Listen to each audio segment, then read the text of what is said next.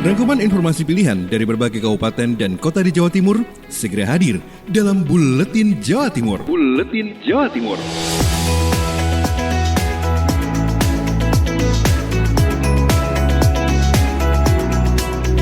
Salam jumpa sahabat, inilah Buletin Jawa Timur untuk edisi hari ini, Selasa tanggal 19 Mei 2020 yang disiarkan di 15 radio LPPL, 15 kabupaten kota di Jawa Timur bersama saya Andriani.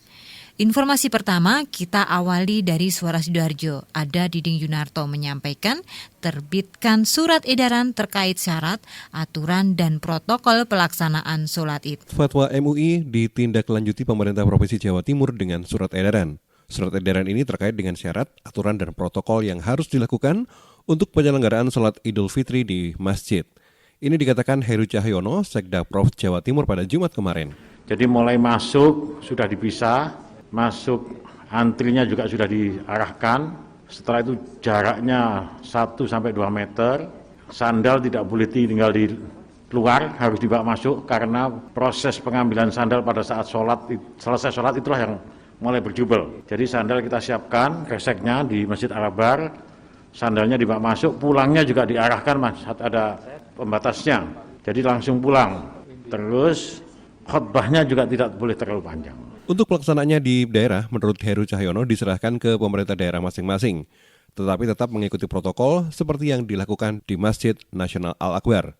Saya Diding Yunarto, Suara Sidoarjo. Dari kota Sidoarjo, kita bergeser ke kota Blitar. Afik Rahardian Mahardika FM menyampaikan, jelang lebaran hanya 20% pedagang pasar legi kota Blitar yang bertahan. Sobat, menjelang lebaran 2020, pedagang pasar legi kota Blitar mengeluhkan sepinya penjualan. Sepinya pembeli ini imbas dari adanya wabah corona. Padahal tahun-tahun sebelumnya, jelang lebaran menjadi momen ramainya penjualan. Siti Hani, pengurus paguyuban pedagang pasar legi saat dikonfirmasi Sabtu 16 Mei 2020 mengatakan penjualan pedagang menurun drastis selama wabah corona. Akibatnya banyak pedagang yang berhenti berjualan sementara. Dari total 1.250 pedagang, kini hanya 250-an pedagang yang masih bertahan. Sepinya penjualannya secara otomatis berdampak pada pendapatan. Selama wabah corona, pendapatan pedagang secara umum mengalami penurunan drastis yang biasanya bisa mencapai jutaan rupiah dalam sehari, kini hanya ratusan ribu saja. Dapat 5 juta, 6 juta sampai 10 juta, ada yang sampai 20 juta, 25 juta. Sekarang dapat 500 saja, alhamdulillah gitu. Hal itu dibenarkan Arafik, salah satu pedagang sembako di Pasar Legi. Dia mengatakan pendapatan yang sebelumnya bisa mencapai 750.000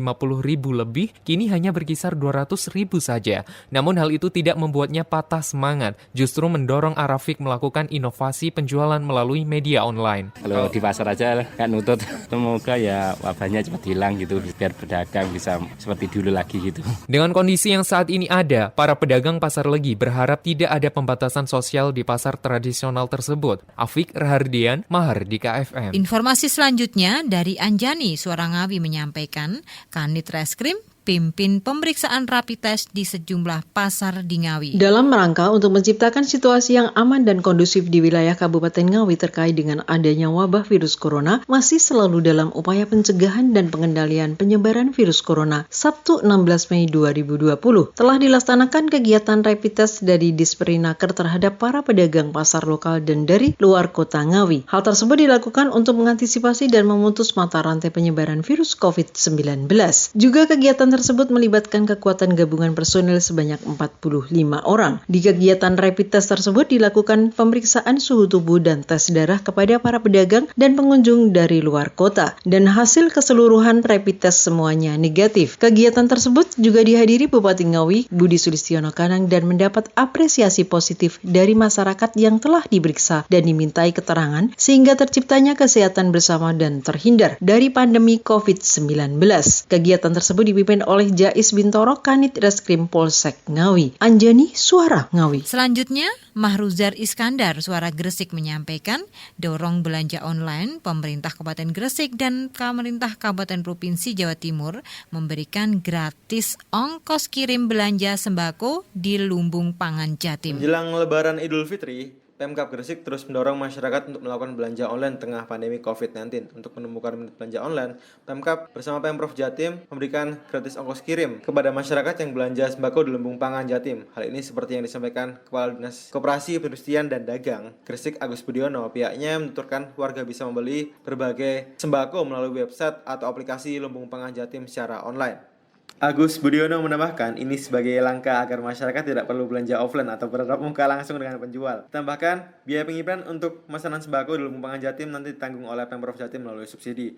Namun demikian, dari seluruh wilayah di Gresik, hanya 3 kecamatan yang belum bisa dijangkau, yakni di Ujung Bangka dan Bawean. Harapan dari Agus Budiono, di tengah pandemi COVID-19 seperti sekarang, kita perlulah gencar menerapkan physical distancing, apalagi di Surabaya, Gresik, dan Sidoarjo sedang menerapkan PSBB tahap kedua, mengingat tren kasus positif masih tinggi. Rujar Iskandar melaporkan dari Suara Gresik. Lina Pradipta, Suara Kota Probolinggo, menyampaikan warga terlewat pendataan bantuan bisa lapor ke posko pengaduan di kelurahan. Bantuan jaring pengaman sosial atau JPS dari dana APBD untuk warga terdampak COVID-19 masih terus didistribusikan ke sejumlah kelurahan di Kota Probolinggo. Sabtu siang, giliran Kelurahan Triwunglor, Kecamatan Kademangan, membagikan bantuan kepada 250 kepala keluarga. Wali Kota Probolinggo Hadi Zainal Abidin beserta Wakil Wali Kota Probolinggo Muhammad Sufi Subri dan Sekda Dr. Gigi Nini Irawibawati nampak memantau pembagian bantuan sesi ketiga pada pukul 1 siang di pendopo kelurahan dengan menerapkan protokoler kesehatan. Yang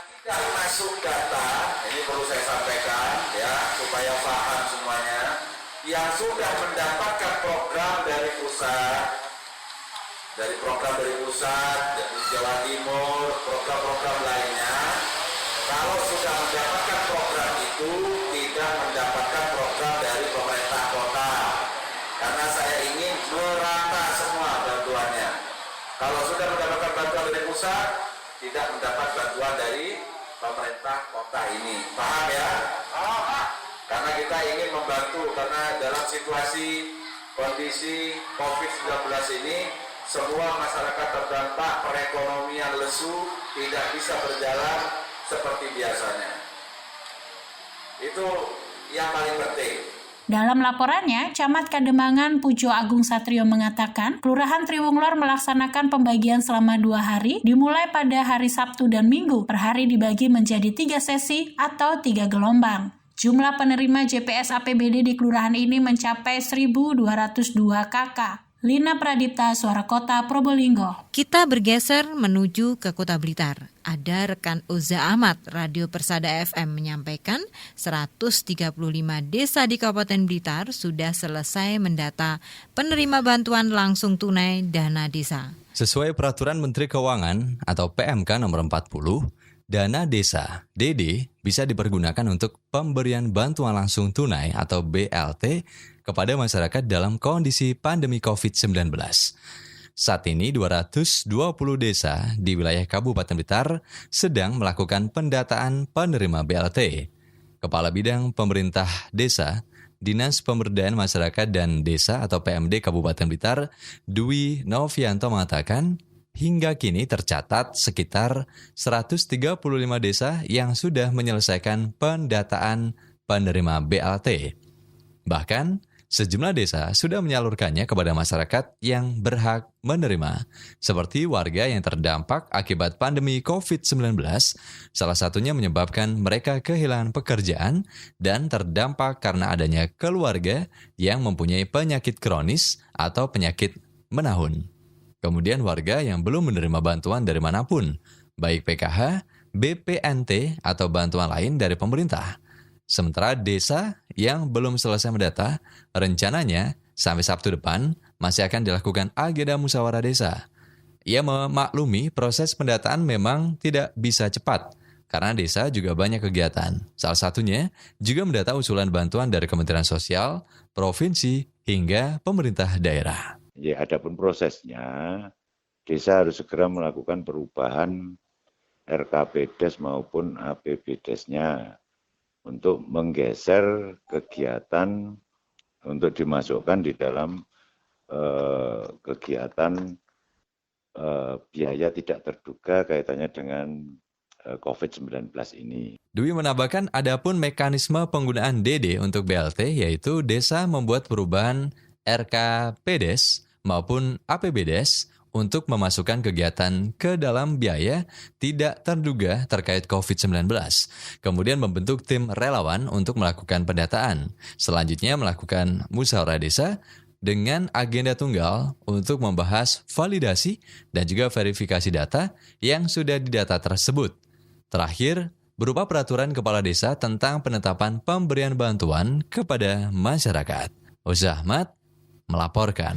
Pemkab Lumajang akan berikan perpanjangan jam operasional dan petugas penjagaan pertokoan. Selengkapnya disampaikan rekan Ajeng Prawesri Suara Lumajang. Dari hasil rapat dengan Forkopimda Lumajang dan dinas terkait, Bupati Thoriqul Haq menjelaskan bahwa pertokoan akan ada perpanjangan jam operasional, namun dengan komitmen seluruh toko dan mal di Kabupaten Lumajang harus melaksanakan langkah-langkah pencegahan terhadap penyebaran COVID-19. Dalam kesempatan tersebut, Cak Thorik Bupati Lumajang juga menjelaskan bahwa pihaknya akan memberikan fasilitas kepada toko dan mal di persekitaran Jalan Besar Kabupaten Lumajang, yakni menambah penjagaan yang bertugas untuk mendisiplinkan pengunjung atau pembeli dalam tata cara pencegahan corona. Lebih lanjut, ia menambahkan, pemerintah Kabupaten Lumajang juga menugaskan Dinas Perhubungan Lumajang untuk menata parkir di wilayah pertokoan supaya sirkulasi kondisi parkir lebih tertata rapi dan teratur jika terjadi banyak kendaraan. Cak Thorik juga menegaskan, jika terdapat toko atau mal yang tidak melakukan komitmen dalam pencegahan wabah virus corona, maka Pemkab Lumajang akan melakukan tindakan tegas. Ajeng Prawestri, Suara Lumajang, mengabarkan. Akbar Wiana dari Blambangan FM menyampaikan, di Kecamatan Sempu, Banyuwangi ada program Gentong 1000 yang bagikan sembako dan parsel kepada warga terdampak COVID-19 dan sejumlah linmas. Program Gentong 1000 atau Gerakan Gotong Royong Sedekah 1000 terus digalakkan warga Kecamatan Sempu di tengah pandemi COVID-19 ini. Camat Sempu Khalid Askandar mengatakan warga Sempu mengumpulkan uang secara rutin untuk membantu warga. Dana tersebut dikumpulkan warga Sempu setiap minggu ke kas kecamatan sejak setahun yang lalu. Khalid menjelaskan khusus masa pandemi COVID-19 ini sumbangan diarahkan untuk mereka yang terdampak COVID. Bantuan tersebut berupa sembako dan parsel kepada warga terdampak. Jadi kami di kecamatan tidak hanya mengandalkan dari sisi bantuan formal, dari dana desa, dari Pemda, dari pusat. Kita juga punya terobosan-terobosan. Melalui apa? Melalui ngejak orang yang pengusaha, akhirnya orang yang peduli untuk membantu. Saya ajak peduli juga. Baik itu yang berupa sembako, sampai masker. Sembako insya Allah sudah banyak paket yang diberikan.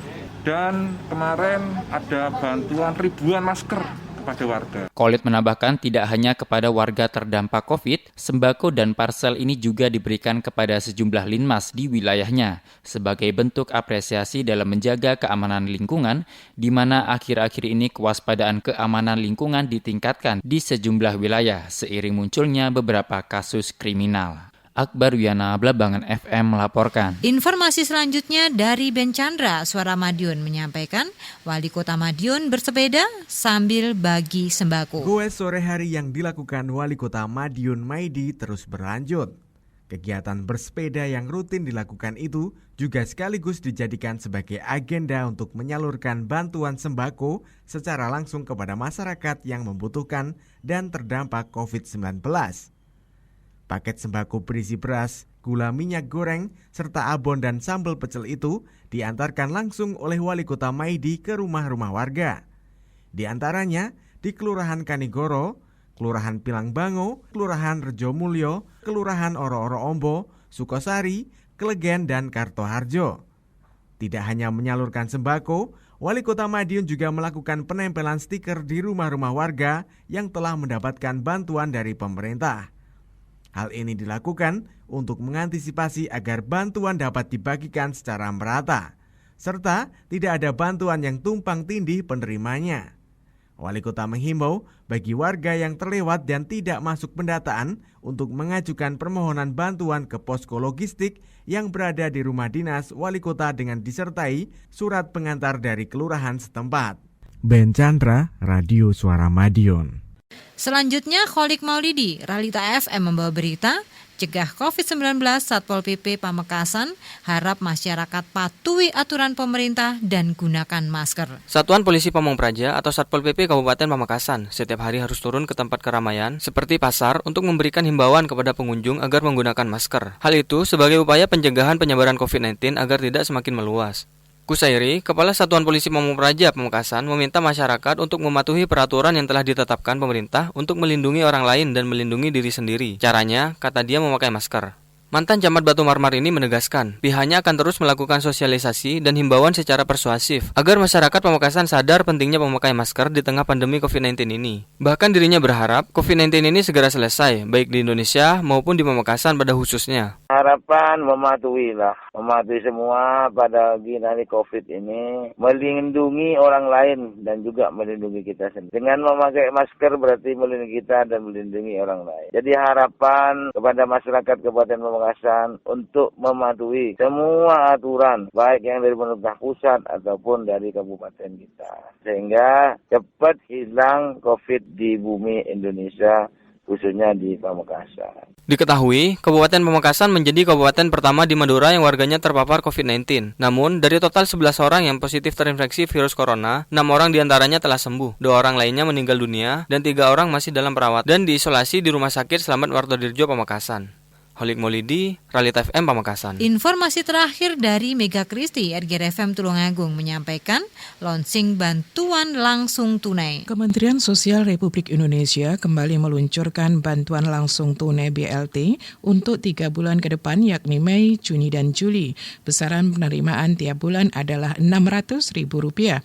Total penerima bantuan sebanyak 28.000 lebih KK, sedangkan untuk penyalurannya 22.000 lebih akan disalurkan melalui PT Pos Indonesia, sedangkan sisanya akan disalurkan melalui beberapa bank, diantaranya BNI 46, BRI, BTN, dan Bank Mandiri. Bupati Tulungagung Dr. Andes Marioto Birowo MM didampingi Kepala Kantor Pos Tulungagung Yanuar Pribadi Utomo meluncing penyerahan bantuan di Kantor Pos Tulungagung. Warga penerima bantuan adalah mereka yang terdampak secara ekonomi akibat merebaknya pandemi COVID-19. Saya Mega Kristi, 90,1 RGR FM Tulungagung. Sahabat, demikian Buletin Jawa Timur edisi hari ini, 19 Mei 2020. Saya Andri, sampai jumpa. Rangkuman informasi pilihan dari berbagai kabupaten dan kota di Jawa Timur baru saja sahabat dengarkan dalam Buletin Jawa Timur. Buletin Jawa Timur. Buletin Jawa Timur bisa sahabat dengarkan Senin sampai Jumat jam 8 pagi dan 4 sore.